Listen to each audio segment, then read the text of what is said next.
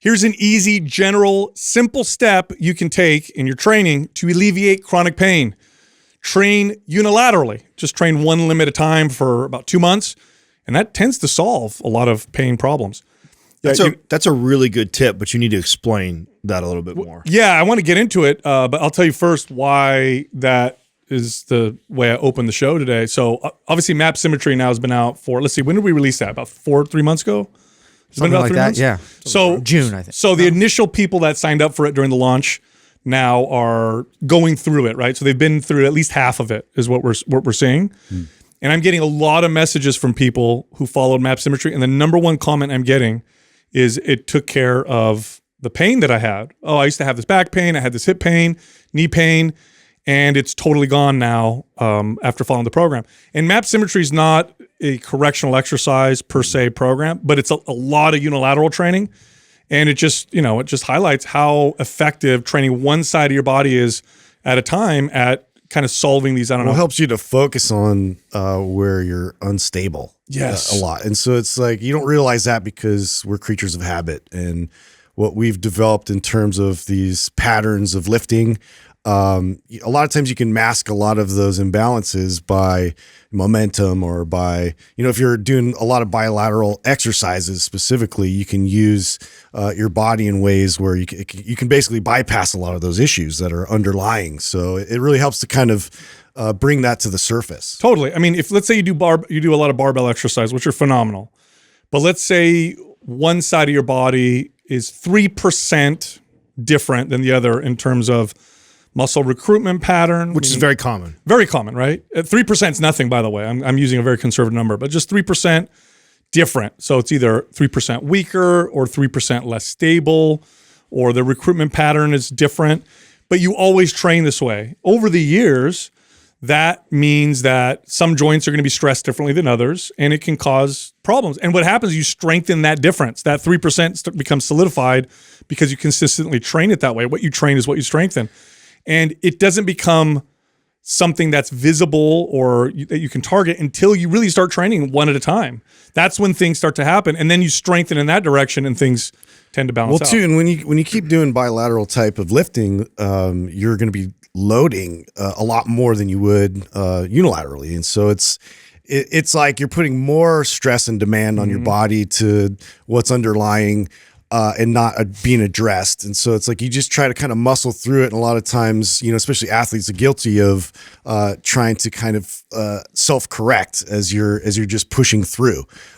When in fact, being able to take that time away from really intensifying your workouts and adding more load, it does your body so much better. Yeah, you guys remember as trainers when you first started to make the connection that most chronic pain was connected to weakness and instability versus like something wrong? And I remember as a young trainer, like clients telling you that they had chronic pain and everything like that, and not really knowing where to address it. Or the best thing that I think I knew what to do back then was like, I'll try and strengthen the muscles that are near that area. Should probably stretch things out. Yeah, or stretch potentially, like thinking it's that way, when in reality, more often than not, when somebody is complaining of chronic pain, it's due to weakness and instability in that surrounding joint. Yep, or even just distal joints, right? Because like if my ankle is, if my left ankle has some mobility or some strength issues, I might be so good at compensating that my ankle itself doesn't feel bad, but then the areas that compensate, then your knee hurts, knee or the hip, right? Or even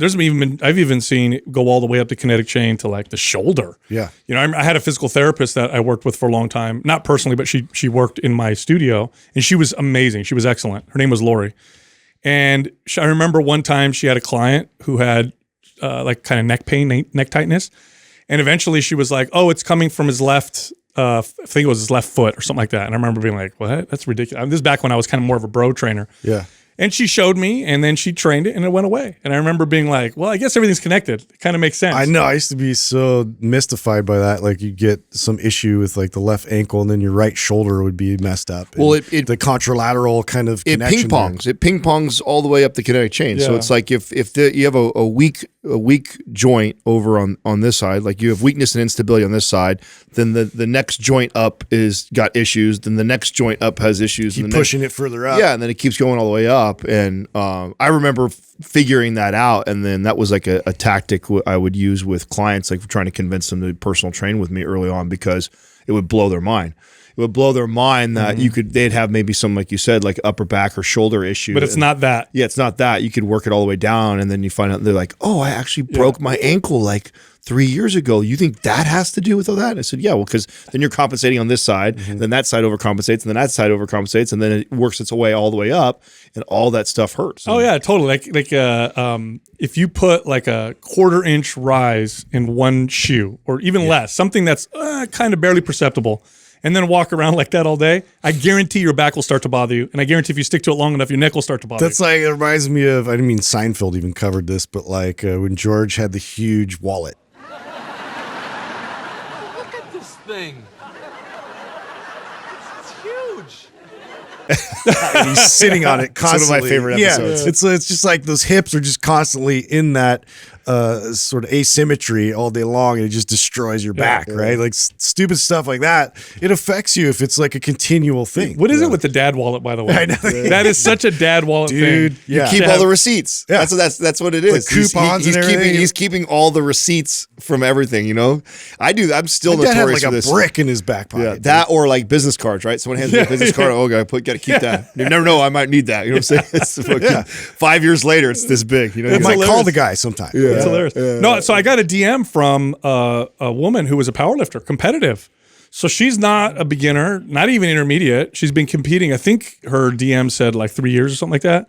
And she goes, and I bought Map Symmetry because I've been powerlifting so long. Obviously, powerlifting is all bilateral, barbell type movement. And she was strong. I don't remember what her lifts were, but she listed them, and she was really good. She says, I followed Map Symmetry. I went back to powerlifting. She's like, I can't believe how much less pain I feel. And now I'm seeing I'm starting to break my old PRs because of, correcting these issues. This conversation flies in the face too of the other side, right? That likes to debate the whole mobility side and train that way. This is the part that annoys me. It's like when you've been doing this long enough, you've seen this. It's so common in clients where they have an issue like that if you actually focus on it, address it, work, like you used your example of the ankle stuff. Like if someone has really poor, and weak feet and ankles and limited range of motion on one side, and if you actually address mobility in there, you will see improvement in that chronic pain all the way up their body.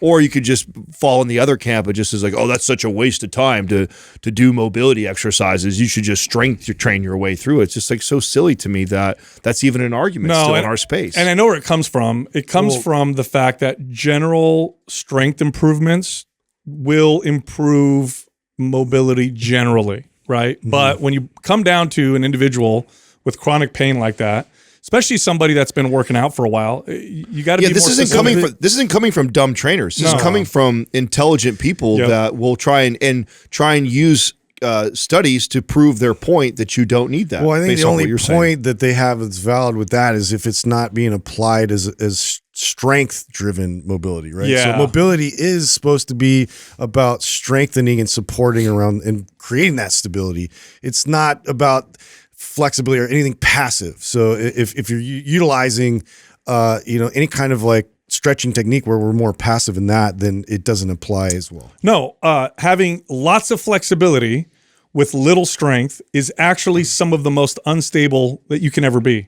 And it's not common, but I've worked with clients who had hypermobility or super flexible, like Gumby, no strength. Yeah. They were the most challenging clients to not hurt. They were far more challenging than my tight clients because their range of motion was so ridiculous. They had such little control. I had to stop the reps short and watch them very carefully because they could easily squat ass to grass and do all kinds of crazy stuff. But because they lacked the strength and stability, they would hurt themselves. Yeah. And it was really challenging. It's such a good point that you bring it up, Justin, because I when I'm coaching mobility, the main thing that I have to coach is not the movement or exercise itself, but the intent. Yeah. Yes. So I mean that was kind of the motivation behind the webinar, right? The Prime Pro webinar that I shot years ago was to show nobody cues like that. Yeah. Like, and I had to give you credit for that because it's like, as you're doing it, you have to be like, I need to be tense right here. I need to feel this muscle being fired up and activated through this stretch. Otherwise, it it's should not be a doing it. struggle. Yeah.